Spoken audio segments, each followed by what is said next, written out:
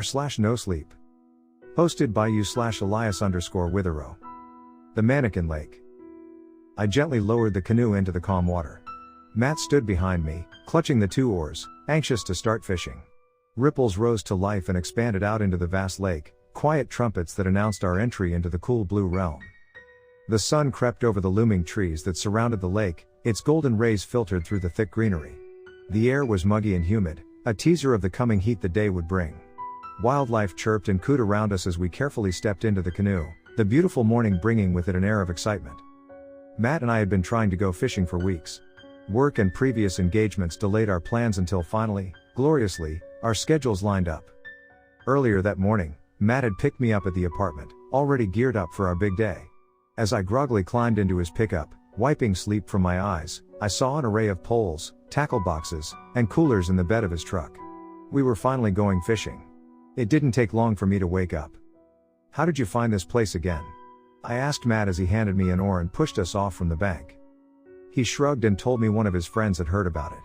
We were surrounded by New Hampshire wilderness, a 2-hour drive down a lonely, empty road that took us deep into the New England mountains. When we had arrived a half an hour ago, the dawn was just giving way to daylight color. The perfect time to go fishing. Our oars slid effortlessly into the calm water as we began to row out into the great expanse of serene beauty.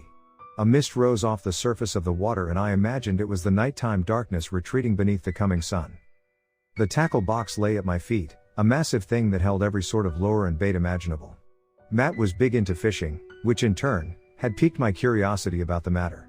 This was the first time I was going, the anticipation of possibly catching something fueling my sluggish body. As we drifted further and further from the bank, I heard a pop and hiss behind me. I stopped rowing for a moment and looked back. Matt sheepishly grinned at me as he took a sip of beer. I laughed and reached around to the small cooler and retrieved one for myself. Why not? It was part of the experience, right? The bank grew further and further away as we continued to row out into the lake. By the time I had finished half my beer, Matt called out for me to halt. I slid my oar inside the canoe and felt us drift a couple more feet, the craft slowing. After taking one last pull from his beer, Matt set the can down and began to string our poles. I handed him the tackle box and he opened it. I watched, grinning, as he examined the contents. He looked like a mad scientist trying to determine the best chemical for his new deadly potion. Finally, he snatched up a shiny lure and knotted it to the fishing line. He did mine next and then showed me the best way to cast. It seemed simple enough, but on my first attempt, the pole jerked and the line remained immobile. Matt let out a laugh as he instructed me again on the workings of a good cast. I flipped the lock and pinched my finger to the string, trapping it to the pole. In one smooth motion, I flicked it, releasing the line, and watched in delight as the hook soared through the air and into the water with a satisfying splash.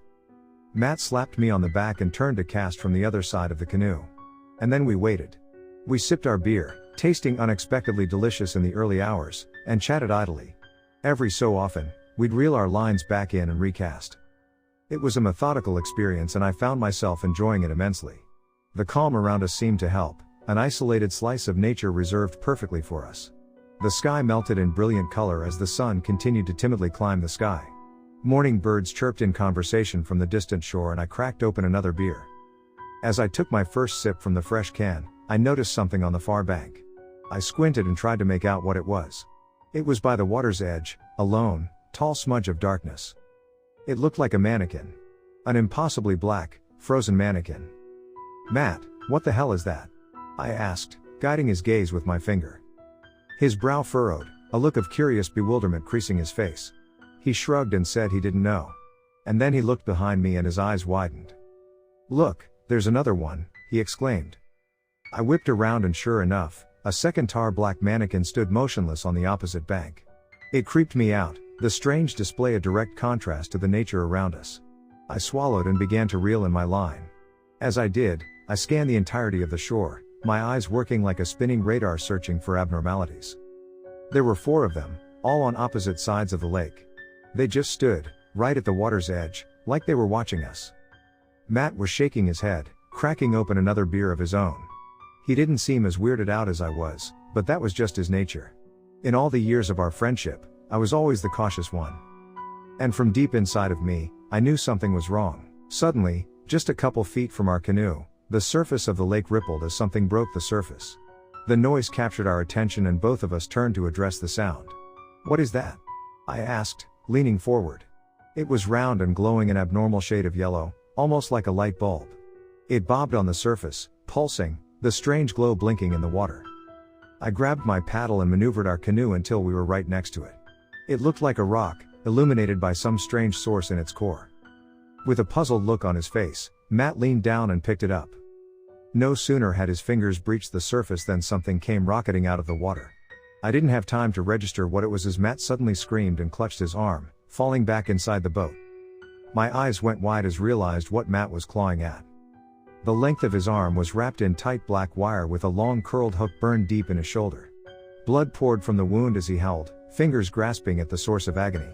I gaped, unsure what to do, my mind blanking in a panic. "Help me! Get it off!" Matt screamed, gritting his teeth as he tried to pull the sharp point from his flesh. I scrambled into action, taking his arm and carefully examining the hook. It was about 3 inches long and had sunk into his skin just below the collarbone. Before I had time to do anything, Matt was suddenly jerked forward, his body slamming into the side of the boat. He screamed as the line binding him tightened, the wire a chaotic pattern that snaked up his arm. "It's trying to pull me under," he yelled, blood running down his arm. "Cut me free! Cut me free, hurry!" I scrambled in a panic, knocking over the tackle box in my confusion. What the hell was going on? What was happening? Where had the line come from? What was down there? I snatched up the fillet knife, its blade dangerously sharp, and turned back to Matt. He was bracing himself against the side of the boat as the line continued to tighten. Angry, bloody lines began to form along his arm as the wire ate into his flesh. "Hurry!" he screamed, spittle flying from his lips, tears forming in his eyes. I snatched the dark wire and slashed the knife across it. The blade bounced off harmlessly. Breathing heavily, trying not to go into hysterics, I tried again. The result was the same. The knife did nothing. "No, no, no, no!" Matt howled as his strength suddenly gave way. A sharp jerk on the line robbed him of his remaining resolve and he was pulled into the water with a terrified howl. He disappeared under the surface with alarming speed. I sat, gasping, eyes wide and bloodshot, staring at where he had been pulled under. I gripped the side of the canoe and began to scream his name, heart thundering in my chest. I scanned the clear water but couldn't see him. "Matt!" I screamed, throat tightening with fear. Suddenly, he sputtered to the surface behind me. A desperate gasp of air was all he was afforded before being pulled down under again. I spun just in time to see his terrified eyes disappear into the splashing water. Without thinking, I stood up, still gripping the knife, and dove in after him. The water was surprising cold and I felt a ripple of shock shoot through my body like freezing electricity. I broke the surface and gasped, spinning and searching wildly for any signs of my friend. About 10 feet away, he splashed to the surface once again, his face exhausted and filled with horror. "Help me!" he howled before getting sucked down. I took a deep breath and plunged beneath the surface. I opened my eyes, the clear water revealing a dark world beneath me. I spotted Matt struggling desperately as the line tried to drag him deeper into the depths. I kicked out towards him, my eyes following the line that bound him, down to the bottom of the lake. I froze, eyes bulging in the water, fear paralyzing my mind. I spotted the source. Standing on the bottom of the lake were 2 dark mannequins holding fishing poles. And their faces were painted to look exactly like Matt's and my own. They were grinning and the one with my face was helping the other one reel in Matt. They were pulling him deeper towards his death. I forced myself forward, pushing through my terrified horror. I clutched the knife between my teeth and swam deeper into the cold depths towards Matt. I could tell he didn't have much time. Muscles burning, I pulled myself through the water and finally reached him, steadying myself against him, one hand on his shoulder. Matt thrashed wildly and tried to grab at me, but I spun him around quickly so I could confront the source of his slow death. I gripped his shoulder and tried to wedge the knife between the hook and his flesh, but as I did so, I realized that it wouldn't matter. The tangle of line that wrapped up his arm was keeping him under just as much as the hook was. I began to feel my chest ache and I realized I didn't have much air left. My lungs groaned for oxygen and I could hear my heartbeat growing louder in my ears. I knew if I went up for air that Matt would die. I looked down and saw the mannequins fighting against us 30 feet below. The one that had my face smiled at me and I felt cold evil swirl around us. I had a decision to make. I looked into Matt's fading eyes and gripped the knife. I began to cut his arm off at the shoulder. Blood diluted the water around us as Matt's muted screams echoed in my ears. I grit my teeth, shock pumping through my veins as I hit bone. Jaw popping with effort, chest now screaming for air, I sliced through, my muscles aching. And then suddenly, Matt was free. His head rolled aimlessly in the water as consciousness abandoned him. Darkness crept into my vision as I wrapped my arm around his body and jetted us towards the surface. My heart crashed into my head, begging for air, and my brain fired as much adrenaline as it could muster through my exhausted body. Struggling against the coming blackout, I looked down at the mannequins. They stared back up at me, their bodies now frozen in furious anger. I had severed their lifeline. Gasping, I broke the surface, sucking down desperate lungfuls of sweet air. I sputtered and hacked, struggling against the weight of my unconscious friend. Blood trailed behind us, a path of gory carnage. Blessedly, the canoe was only a few strokes away. Wheezing, I pulled my soaking body over the side and then tugged Matt inside behind me, screaming with effort. The bottom of the boat filled with blood and Matt's skin was a deathly pale. His eyes remained shut, but I saw that he was still breathing. I tore off my shirt and pressed it against the wound, praying it would be enough. We were hours from help, hours from anyone, and my friend was bleeding to death right in front of me. Tears welled in my eyes as I begged God for help, raking my mind for some kind of way to stop Matt's fast approaching death.